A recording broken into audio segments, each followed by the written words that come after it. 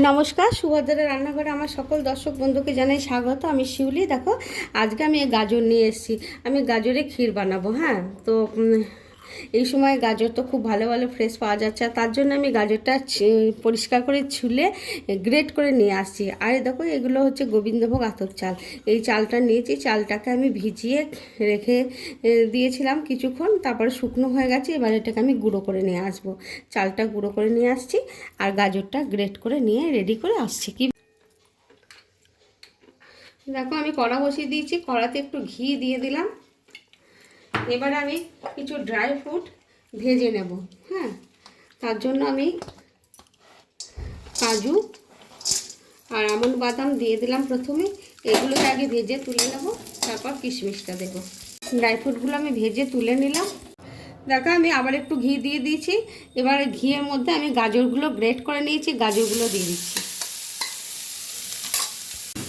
দেখো, গাজরটা আমার ভাজা ভাজা হয়ে গেছে, মানে গাজরের যে একটা কাঁচা গন্ধ থাকে সেই গন্ধটা চলে গেছে। এবারে আমি দুধ দিয়ে দিচ্ছি। দুধটা আমি আগে থেকে খুব ভালো করে ফুটিয়ে মানে ঘন করে রেখেছি। তোমরা দুধের কালারটা দেখে বা দুধের মানে ঘনত্ব ছড় দেখে বুঝতে পারছো।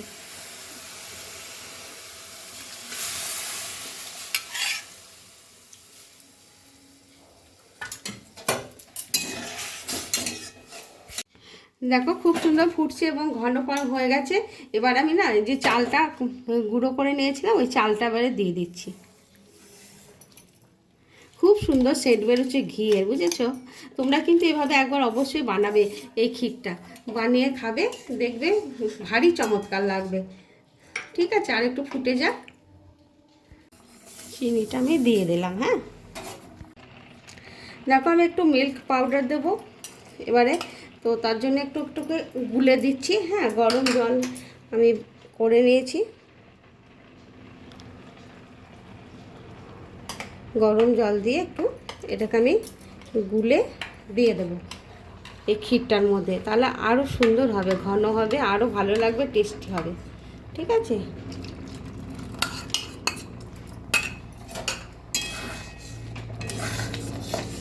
তোমাদের কাছে কনডেন্স মিল্ক থাকলে দিতে পারো। আমার কাছে কনডেন্স মিল্কটা এখন নেই, ফুরিয়ে গেছে। যাই হোক, এবার আমার হয়ে এসছে। এবার আমি ড্রাই ফ্রুটটা দিয়ে দিচ্ছি, ওপর থেকে ছড়িয়ে দিচ্ছি।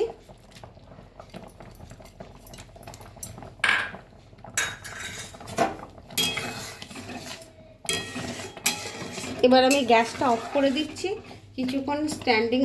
ও সরি, তার মধ্যে আমি একটা জিনিস দেব। কি বলো তো, কিছুটা ওই ছোটো এলাচি পাউডার ছড়িয়ে দিচ্ছি।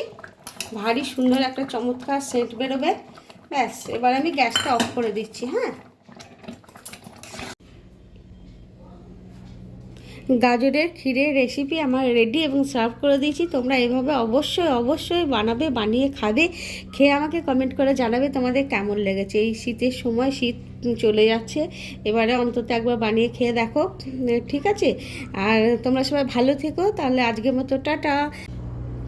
তোমাদেরকে দেখাচ্ছি। দেখো, একদম চাপ চাপ ঘন ঘন হয়েছে, আর এখন প্রচুর গরম আছে। যদিও ঠান্ডা হয়ে গেলে এটা আরও জমে যাবে। ক্ষীর একদম সুন্দর লাগবে খেতে, একদম দারুণ টেস্টি। ঠিক আছে, টাটা।